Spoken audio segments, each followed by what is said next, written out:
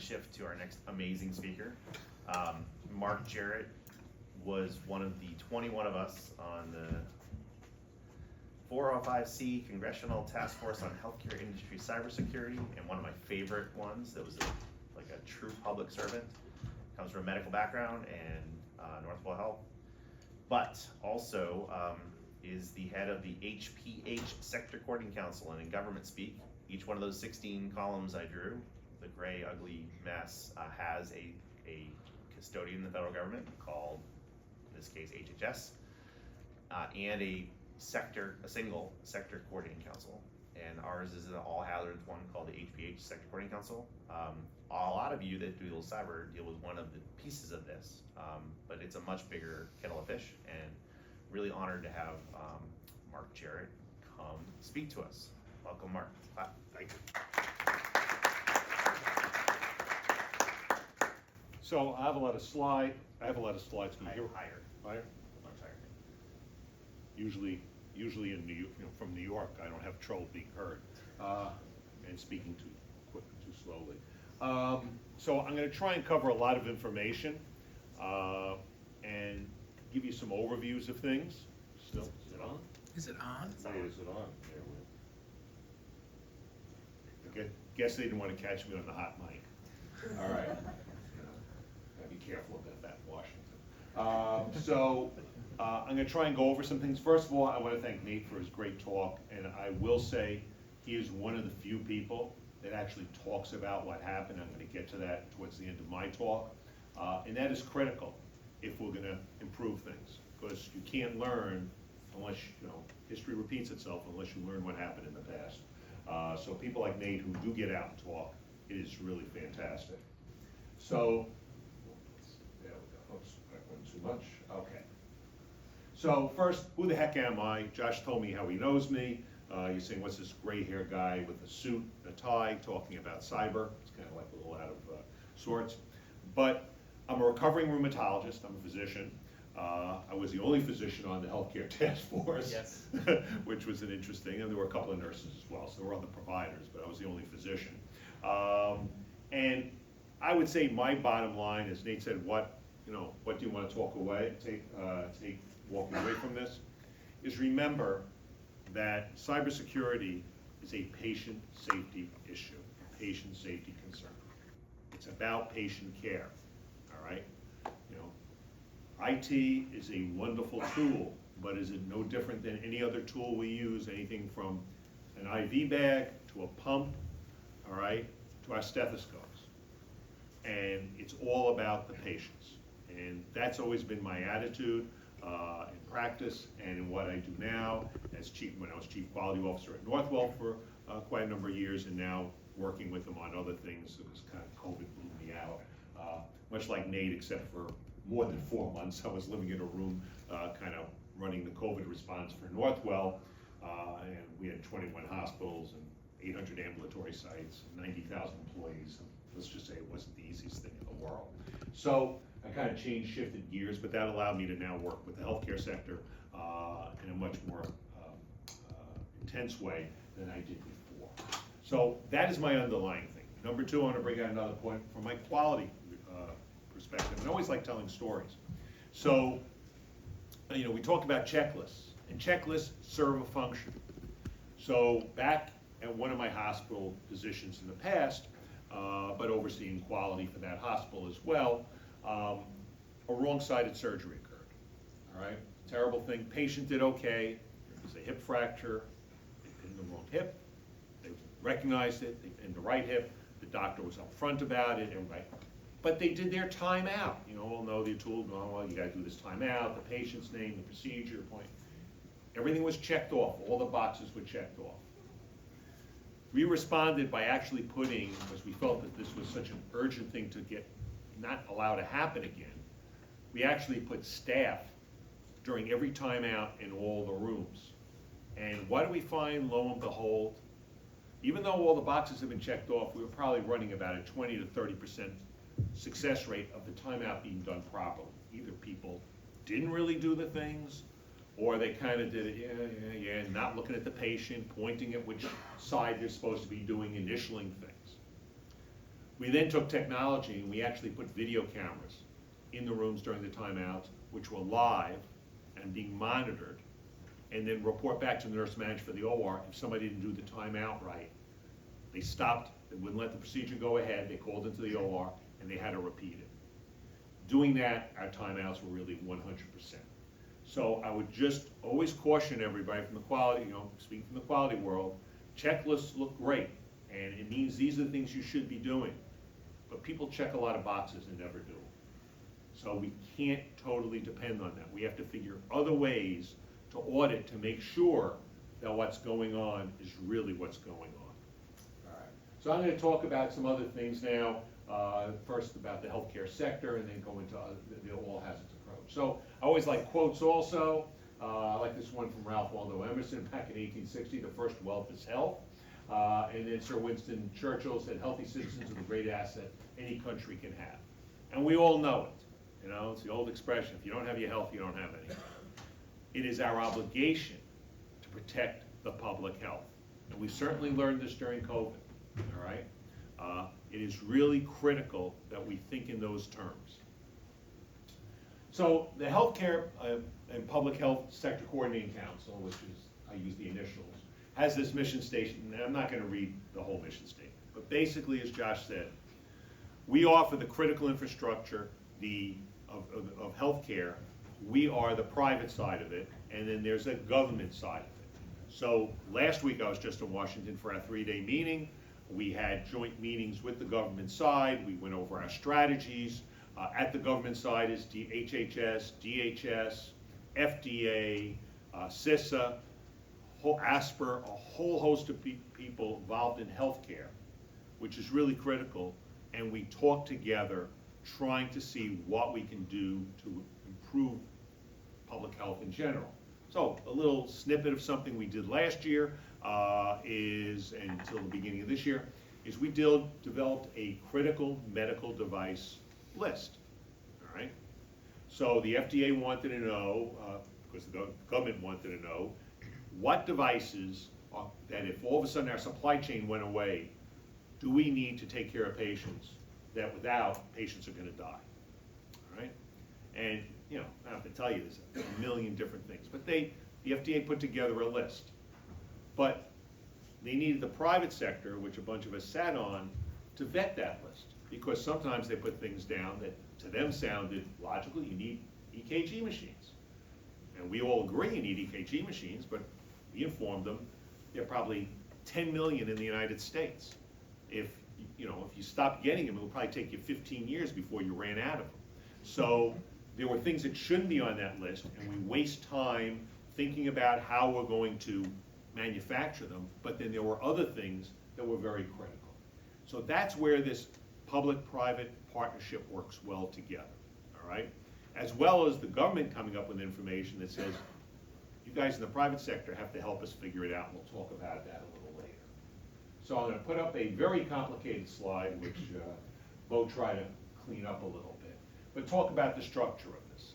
So first of all, everybody participates in this, does this on their own time. This is an unpaid thing. There are no donations by the organizations. We're not allowed to do lobbying. There's all kinds of rules that allow us to discuss things, so to speak, in private, so we can have honest discussions amongst ourselves. So we have an executive committee, and we kind of revamped this, and now we have what we call functional areas.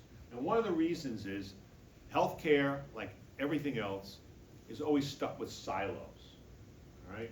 And people have silos, this is what we do. And we want them functional where there's cross discussions, and we'll talk about cross-sector in a moment, because when we work in silos, we get into trouble. My favorite expression I always say is, silos belong on farms, no place else, all right? So we have an area which is clinical, which includes acute care and EMS and public health, mass fatalities. We have the infrastructure area, which includes IT, comms, cybersecurity, and that is actually where the cyber working group reports up to. All right, we'll talk about that in a few minutes. We have the support area, such as manufacturing. We have large pharmaceutical companies that have their blood supply, and we get reports every month about where the blood supply is, and as you know, there's a national shortage right now. the administrative area, and that includes academia, research, which is really in development, obviously, and the payers. And as we'll talk in a few moments about Change Health, the payers are critical to this, all right? So we can't kind of separate them out and just say they're by themselves. And then we have coordination, like incident management systems, healthcare coalitions, our response support people, such as organizations such as Healthcare Ready. So all those together. And then we added a Post Officers Council. So I'm chairing it as my second year. Next year I become the immediate past president and the last couple of past presidents, and we all get together and kind of add our legacy of what went on. And the goal is that we all meet together, each has an officer and a deputy officer from different organizations, and we're now filling out some of these subsector areas as well, so we can all talk together about this. And this is an all hazards approach. Everything has to be considered. And I agree with Nate, cybersecurity is a major, major hazard, and therefore is one of the ones that we worry about a lot, and they have actually been very much the cyber working group out in the forefront. But it has to be taken in context that we have to worry about everything else. So we have standing working groups, one of which is actually going to stand down now, but we have ones on incident management, the cybersecurity working group, as I said, one on recovery and resilience, supply chain, one on exercise. We have these different working groups that all work together. They're joint working groups that consist of private people and the government people from the different organizations of the government. And we sit down and try and come up with things that make sense. And those of you in the private world know that you just don't want to get a 50-page document that says this is what you got to do. And again, getting back to the quality issue, part of getting that done is having an explanation why it needs to be done. People want to do things and will follow regulations or rules or policies if you say why. If you just tell them you got to do this, people listen, it goes in one ear out the other. So we have this kind of complicated structure, but it's really kind of simple. We have right now in the overall group about 450 organizations, and more coming in. In the cyber working group, there's which has to be integrated in a little bit more with some of their membership. There's another 400 of which 250 already belong, and they may have people who are in the cyber part, but maybe we want them for the all hazards part as well. So we work together on this because we can't work separately. If we work as silos, nothing gets done. If we work as silos, quite frankly, the government doesn't listen.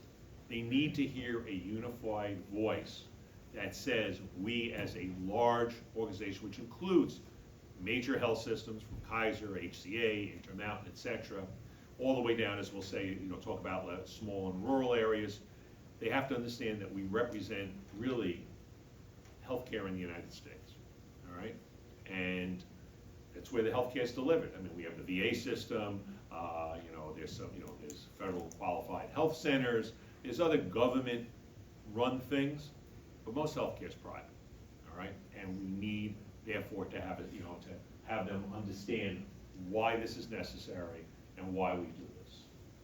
All right, so our all-hazard approach, we have natural and man-made disasters. Obviously, a man-made disaster is what happened to the University of Vermont, but we have other man-made disasters, like the Boston Marathon, all right?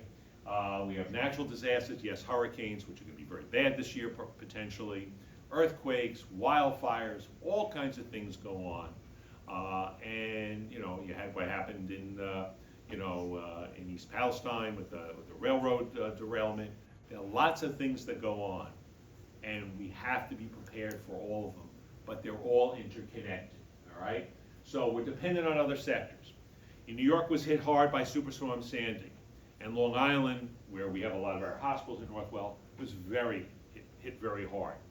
Now, unlike Florida, which has a rule that all gas stations have to have a generator, none of the gas stations in New York had a generator. Nobody had ever put one in. So when there was a gas supply shortage, first of all, but there was still gas in all those big tanks they have underground, nobody can get gas from them because there was no way, you need electricity to pump them up. So there was nothing you can do. So for us at Northwell, we had a problem because most of our employees come by car. And after a day or two or three, they may not have enough gas in their car to get to work. Well, how are we gonna get nurses? How are we gonna get lab technicians? How are we gonna get anybody? How, where are we gonna get gas for our, for our ambulances if they're running back and forth all the time? So that was a problem. Now, our CEO kind of thinks out of the box a lot. So he found a gas station that was kind of in the middle of Long Island, and he bought it and put one of our generators there. And if you showed up with your ID badge, your gas tank got filled for nothing. So people were very happy to come to work. But that's a situation where it had nothing to do theoretically with cyber, and we'll get to talk about other things with cyber, with water supply and stuff, had nothing to do with cyber, but yet at the same time, and nothing to really directly with healthcare, but this had a big impact on healthcare. And this is why we need an all hazards and very, very cross-sector type of look at how we protect ourselves, all right? Climate change. I mean, healthcare actually is a big producer of, of non-green stuff. We really, use a lot of electricity and put a lot of stuff out. That's getting better. Most hospitals sign these, these things for climate change. But we know climate change is happening anyway. Without getting into politics, who's responsible? Climate change. We all know that. But it has an effect on public health. We're now seeing malaria and dengue fever in Florida and other southern states. So we have to be prepared for all these things on all hazard. What about the next pandemic? Well, we're all worried about the avian flu, all right? It's a real concern. So how are we gonna handle that? Cyber threats, I don't have to tell this audience, you all know the cyber threats. And quite frankly, we have a digital dependence. Are we able to work on paper long-term for months? Obviously, University of Vermont managed it, Common Spirit managed it, Scripps managed it, but we have to be prepared to do it. And we have to be prepared to realize that the workforce has no idea how to work on paper, okay? When Superstorm Sandy hit, the physicians from NYU, most of them came up to Lenox Hill, one of our hospitals, because they had closed NYU and they put their patients there and all that. Our electronic record was down and they weren't sure how to use it and all that. And their biggest problem was they didn't know how to write admitting orders if they were under 40 or 45 years old, because they'd never written them. They'd always just checked off boxes on the screen. And they could not think of, well, I have to do this, I have to do this, I have to do this. Writing medicine orders. They weren't, everything was pre-populated with all kinds of, warnings and stuff. Now they had to do it from memory. So we really, as part of our analytes, not only have the paper, we have to train people how to do things on paper. And then, as Extension learned now with their thing, how do you get that back into the EHR? When this all gets solved, if you have a large outage and it goes on for a long time, it's not a day or two. You can't pay people, you're not gonna spend it to put 3 months worth of data in the EHR. So now they have to scan stuff in, make sure it's available. So you have to figure this all out in advance, all right? So that's really important. And finally, again about this cross-sector, it doesn't have to be one event at a time. We all know the horrible thing that happened in Paris when like 90 people were killed, shot at the terrorist act in the theater. But interestingly, not a single person who was wounded and then got taken to the hospital, didn't die on the site, died. Paris, let me tell you, the French system really worked well in terms of trauma. They had hundreds of people and nobody died. But now what happens if the bad actors who did terrorists at the same time did a denial of service or distributed denial of service and knocked out the internet, the phones, the computers, couldn't look at things, couldn't communicate? Do you think there would have been 0 fatalities? No. A lot of people would have died. So again, this is why an all hazards approach has to be taken. We have to think about the fact that you can have a cyber event and then somebody takes advantage of that with a physical event, or vice versa. Back in November, the healthcare sector, we did a tabletop. We actually did a tabletop on a cyber issue going on and then a wildfire in an area that affected the hospitals, all right?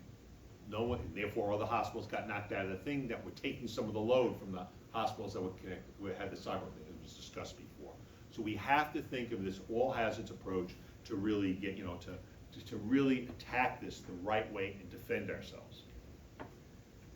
All right, so also here, Volt Typhoon, you know that, I mean, you guys are more expert on this than I am. Huh? Not the whole room. No, not the whole room. So this was put out there and it lives off the land, kind of sits there. I'll tell everybody, there's a great book to read if you like novels, especially that. It's called Ghost Fleet. All right? It is a great, first you read it, Age of Danger and get really scared. Then you read Ghost Fleet. And basically the issue is putting stuff in advance, as was mentioned before, so that if a nation state wants to leverage it when we're having problems, with them, let's say, example would be Chinese, trying to blockade Taiwan or doing something like that. Well, you know what? Knock out the water supply for a little while. Well, what happens to the water supply if, to hospitals? Well, you don't have any drinking water. All right, we got these. We can always pull these out, although you can't get that in any of them eventually. But you can't flush the toilets. All right? That's a real problem in hospitals. It's a real problem at home. And you can't do a lot of the sterilization stuff. You can't wash your hands well. Using the gels are helpful, but if your hands really get contaminated, you got to use soap and water, because you can't get them clean enough with the gels. So there are real issues for hospitals. All right? And then there's real issues for the public. There was no water supply in New York. Where are you going to get enough bottles of water like this? Just not going to get them. Again, sanitation, toilets, things like that. And what are you going to get as a result of this? Panic. All right? And that's, remember, the ultimate goal of terrorism is panic. It's not always the number of people that die. It's getting people to panic. So we have to think in terms of these cyber events occurring, and they may occur later on, tagged to another event. Again, cross-sector. Can't think just one thing or the other. Don't get to a silo. All right. Now, why is healthcare different? We're a mosaic, was said before. We're large, medium, small places, rural. We're going to use rural as an example. Healthcare is changing. More than 50% of healthcare now is delivered. The cost of healthcare is ambulatory. Most of healthcare is delivered in an ambulatory setting. All right, and now moving towards hospital at home, where we have all these remote monitoring systems, and we're putting patients actually back in their house, where normally they'd be in the hospital getting care. All right, things have really shifted. On the ambulatory front, it was a real problem. For example, during COVID, because we closed offices, and all of a sudden there was a lot of, not only can ambulances be delayed, but it was the issue that people were not able to get their routine care. And we started cutting back because we took staff from the ambulatory, like ambulatory surgery centers, and moved them to the hospitals, because we needed more staff. Because I remember on April 5th, we had 800 patients on respirators from COVID in Northwell. It's a lot of people to take care of who were deathly ill. So we moved the staff over. But then you need a different standard of care. So you say, all right, the person who needs a hip replacement, they can wait a couple of months, they'll be miserable. But what do you do with a 40-year-old woman who finds a breast mass?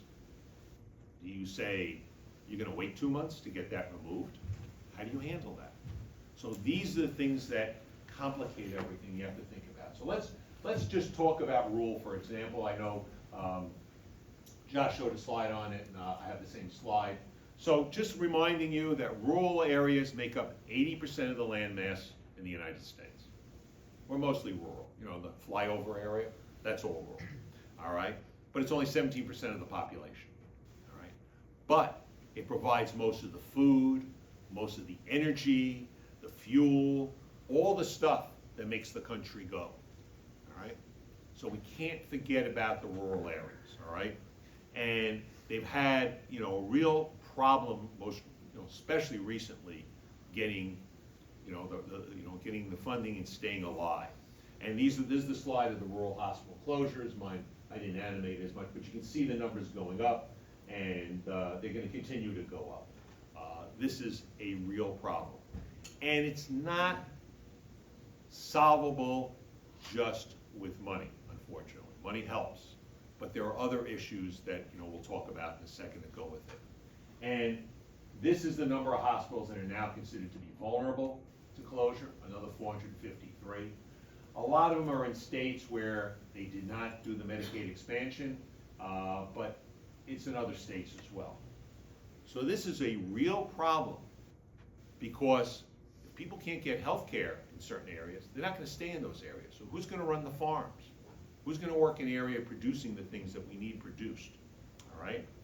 So what's the problem? They have, and this gets to, the fact that this all predates COVID-19. So it's not just the result of COVID-19. As Josh said, it's not just the result that there's cyber attacks. It's one thing layering on another. One thing is their workforce shortages, all right? In the big cities, we have enough trouble getting nurses and other highly qualified people for our hospitals. If you're out in a rural area, people don't want to stay there. Young people want to go to the big city and have fun. And certainly, if they're not going to get the right health care there, the families don't want to stay there, all right? They've always been in scattered populations. Said before, you hear at GW, if something happened to GW, you got Georgetown, a 10-minute ambulance ride away. Yes, it's more risk having to go further, but it's 10 minutes away. In rural areas, you can go 30, 40 miles to get to a hospital, 100 miles to go to a hospital. That's normal.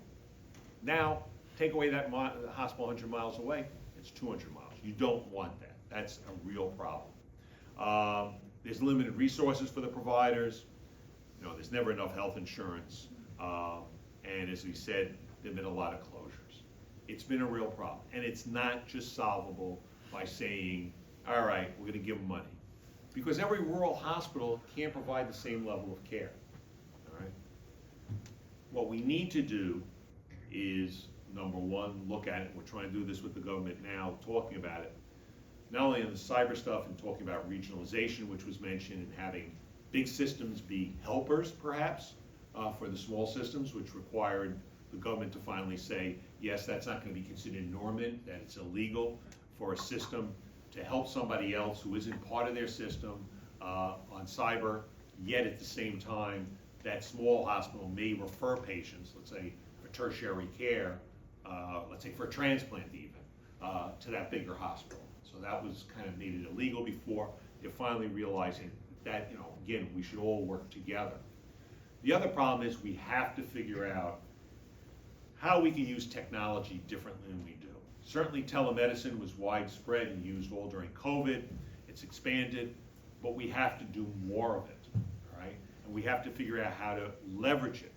And it's not just telemedicine. It's not just straight telemedicine. It's telepsychiatry in emergency rooms, so that a rural hospital can get a psychiatrist to literally do a televisit in the emergency room, and so you know if it's safe to send that patient home, or are they suicidal. We have to use that technology. Stroke centers have to use the technology in order to find out if the patient's having a stroke and what you're going to treat. We can use all those technologies. And the other area that rural really suffers from is how you're going to transport the patients. Our national EMS system is based a lot on voluntary ambulances, and there aren't enough of them. They're not funded enough, and a lot of them have closed. So now, not only do people have to go farther, there's less ambulances to take, right? And should we be using ambulances? Should we have a better helicopter system in these large areas? Should we have other things that are using technology? So we eventually we'll get a drone to pick them up and ship them over. You do an Amazon package, we do it with people. So we should be able to do that, but that's really kind of be the key for rural health. All right. And just another point: when the hospitals close in rural areas, they're often 15% of the income of that community, the workforce. If those close, now not only does that community not have hospital care, they're a poorer community and less likely to survive. All right, so how's it going to be fixed? One way now, the government said that Microsoft and Google have offered free or discounted cybersecurity services to rural hospitals. That will help. and that is where the private industry should help. I still believe not only do you need that, but you need kind of big brothers where large health systems like mine and even large ones like HCA, Intermountain, Kaiser, and Extension, etc., go and help small rural areas and small hospitals, as well as help freestanding ambulatory surgery sites, which is they're popped up like mushrooms after a rainy week all over the country. We have to figure out how we're going to do this together. It can't be the government telling us they're going to fix it, and it can't be that we can expect the rural place, because they don't have the money. It was said before, you're the CEO of a 75-bed critical access hospital. You have a 20-year-old CAT scanner that breaks every other week, and you got a little bit of extra money. Do you spend it on cybersecurity, or do you buy a new CAT scan machine? It's a terrible dilemma to be in, all right? And we have to figure out a way we're not going to let that happen. And that happens in medium-sized hospitals too. Large health systems usually have enough capital, they can figure this out. But when you get down to medium already, you're running into a problem. Change healthcare. Rick Pollock, who's the head of American Hospital Association, says the most significant and consequential incident against the U.S. healthcare system in history. It truly was. It had a major impact. It resulted in backlog claims, which means that hospitals across the country lost basically, as a total, about $1 billion a day in income. Now, most hospitals are not-for-profit and run on thin margins. And not-for-profit doesn't mean they don't make a margin. That margin is what buys the new CAT scan, or puts in the new cybersecurity program, or the new EHR. So that's a problem. Prior authorizations were denied. And people, if you have had a family member who needed, let's say, after the hospitalization, go for rehab, or needed to go to a nursing home for a period of time, you don't have those prior authorizations. They sit in the hospital, or they have to go home, which is not a safe place for them. Patients couldn't fill prescriptions. That's a real horror show, and as we all know, if you have insurance for your prescriptions, if you have a 90-day prescription, not till day 90 or 89 can you get a refill on that prescription, all right? It's almost impossible. You have to kind of go there and beg them if you're going away or something and say, I can't, I'm leaving the country for a month, I need an extra month. And then you got to get authorization from the insurance company. Well, you couldn't get that, so people did that. And then 80% or 75% of the country has Epic. And it's great they built that book, what's it called now, Epic Castle or whatever it is. Well, what happens if Epic goes down in the cloud, all right, and as well as at hospitals? What happens if they kind of destroy the whole system, all right, which I guess is not beyond possibility. The records are gone. We'd be on paper for God knows how long, all right? How would we deal with that? And that's what we have to figure out. And it's really, this conference and others like it are really kind of critical. And then we get the regulatory issues. Senator Wyden got very upset with what happened to Change Health. And then he said, the stands should include requirements of organizations rebuild their IT infrastructure quickly, within 48 to 72 hours. So, Nate, would you able to do that in 48 to 72 hours? Good luck. I mean, and this is where we're trying to work in the healthcare sector with our government partners, explaining to them that those things are just not possible. We have to deal with reality. Reality, bad things are going to happen, and we have to be resilient, and I think that's a really good term, so that we can help deal with them. But we can't regulate our ways out of this. Because again, what happens when there are regulations? Checkbox, I did this, this, and this, I'm okay, and therefore I'm not going to get into trouble, all right? So, cyber has, specific risk points, increasing attacks, lack of transparency. Nate is an example of good transparency. Why? Because there's a fear of the regulatory. Are you going to get slapped by Joint Commission, slapped by CMS, all right? Are you going to get sued? So these are major, major problems. Everybody buys cyber insurance now, and it's like your homeowner's insurance, your car insurance, the cost keeps going up and it covers less. right? And you put in cyber insurance, but, you know, you can't prevent a flood, bankment goes down somewhere and your house gets, damaged, you have no control over that. Cyber insurance is something you may need, but we have control in some ways to hopefully make things better in terms of both the defense and, things like that, and more importantly, our response to it, so we see that it has the least effect on us, all right? Workforce shortage in cybersecurity, this is a major issue, as you all know, all right? And people in large institutions, in large cities that are very attractive, have trouble finding people. Well, if you're out in the middle of nowhere in a 3,000 person town that has a small critical access hospital, not only can't you afford a real CISO, you probably have one IT person, or something like that.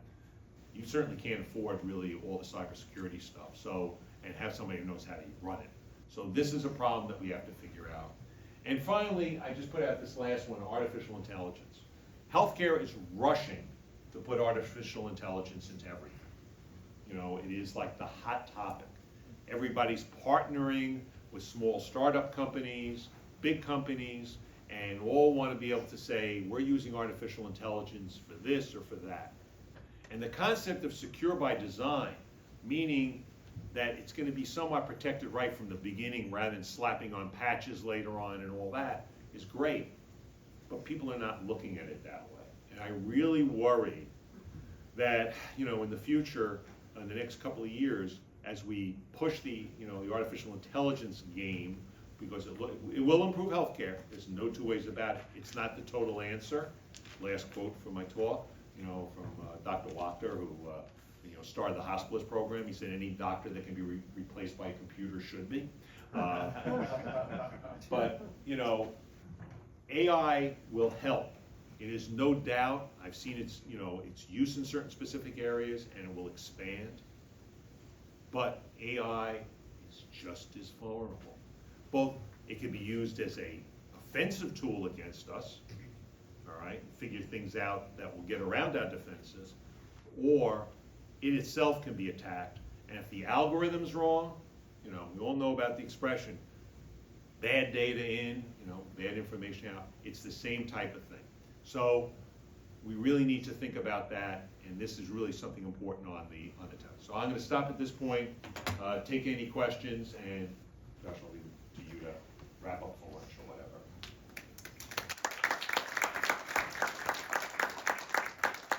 Any questions? This was fascinating. I'm here representing a patient group today called the Light Collective. We're a bunch of patient activists, I guess I would say. I'm a transplant recipient, so I appreciate you mentioning the transplant world. So, for the last part of what you just said about the AI and the ML part, right? I have a million questions for you, and I'll focus on this one. Can you talk a little bit, expand on your point about what you mean people are really rushing the secure by design? They're not really thinking about it, or they're not really doing it. Can you expand on that a little bit, please? Because you hear people say, well, we're building it our own, right? We're doing it in-house, or all these things. So can you expand on that a little, please? Sure. So and I'm not an AI expert. I don't pretend to be a cyber expert. I may play doctor on TV, but I don't play a cyber expert on TV. But basically, all this is based on the algorithms of what you put in, all right? How you design the thing. And yes, there's machine learning, and it learns from itself. But where does it learn from? What things did you tell it to read, so to speak? Which things did you tell it not to read, like Wikipedia maybe? So that, depends on the company and what they're thinking of when they design it, and how do they design it such that people can't go in and change the algorithms, all right? And again, it's no differently than, it can be a nation state, it can be somebody who has a grudge against something, some organization, or some person, or some hospital. And they go in, and they get in, they hack in, and they change the algorithms. And all of a sudden, instead of it telling you to do X, it tells the doctor to do Y. Now, we all hope that our providers, doctors, and nurses look at what's coming out of that and say, that doesn't make sense. And I will tell you my experience, I've had it where pumps were programmed wrong, and a nurse actually stopped the assembly line and said, I'm not, called the pharmacist twice. The pharmacy said, oh, everything's fine, they put this in the library. Says it's not right, and actually stopped it and saved the patient's life. But I worry as we become more dependent on this, it's just natural human nature, that we'll pay less attention and things will slip through. So that's what I'm saying. Secure by design means it's going to be updated all the time, it's monitored, and it's not easy to hack in. Maybe it doesn't come with its default username of admin and the password one. Maybe a system that you can't even turn the machine on until you first change the password and all that. And it has to be something that won't let you to change it to password 2. All right. And there's a lot more that obviously I'm not an expert, but that's where I'm getting to. And it is a problem because if the algorithm isn't right, it's worthless, quite frankly. And everybody's jumping on it. It's very, it looks good. They get somebody from a hospital or a health system to get on TV. Say, oh yeah, we're using artificial intelligence for this, to do this and that. Right now for answering the phones, maybe it's good. One more question? Yeah, one more. Sorry. Great talk, thank you very much. So I trained in emergency medicine in New Orleans and had the opportunity to work at multiple critical access hospitals around Louisiana. And I can kind of say from experience that for new technologies, new policies, things like that, even if you make the services free, there's still a very palpable level of skepticism in rural communities to really anything coming in. And I was just wondering if you could touch on how what strategies you have for kind of increasing buy-in from these communities for cybersecurity, and knowing that cybersecurity is a pretty nebulous thing for the average individual. So to get buy-in, again, you have to explain why you're doing it. So it's not, getting people like Nate to come and talk it would help. But I think that's why using the private sector to help, and maybe not a Microsoft or Google all the time, but getting, let's say, they're a rural community, but they have a relationship that when they did need to send somebody for a transplant, let's say they're in some little town in Alabama, they send them to the University of Alabama. Well, having the University of Alabama work with them, all right? And then they have to go there. It's not like, all right, you're gonna come to the University of Alabama. They have to go there and talk to them, explain what they're doing, and support them through it, not just say, here's what you gotta do, and then walk away, which is what consultants do. You gotta really go there and be around and have a constant, that's how you convince people to buy in. It's much like when we take over, it's North when we bought small hospitals, we kind of did that, and understand, those people have to understand also the culture of the place they're working, because every hospital has its own culture. It's not that one's right and one's wrong, it's their own culture. They have to work together in that way. I think that's where the private sector will do better if it takes it on as a responsibility. And yes, even big health systems don't have a lot of money, don't have a lot of time, but the weakest link is the one that's going to upset the whole thing. So we have to, work with the people who are most vulnerable, because that's in our benefit as well.